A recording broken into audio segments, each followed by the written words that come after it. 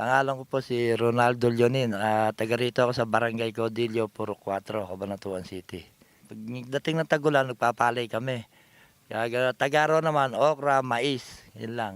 Kung amin kasi na yung lahat na yan, 1.8 sa hektarya at 8 luwang. Gumagastos kami ng mayroong kulang 10 mils, pati buto, patubig, pataba, gamot.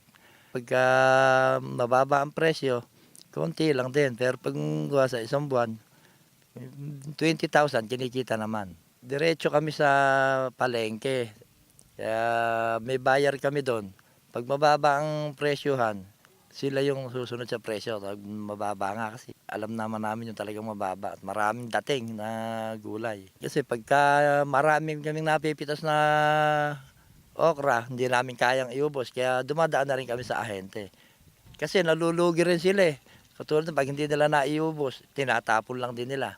Pero bayad sa amin yun. Ang kainaman niya nun, kahit hindi na nila maiubos yung produkto, bayad sa amin.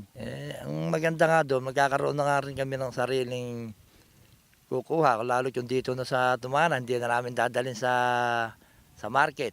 Makakatipid kami sa gastos, pamasahe, gano'n.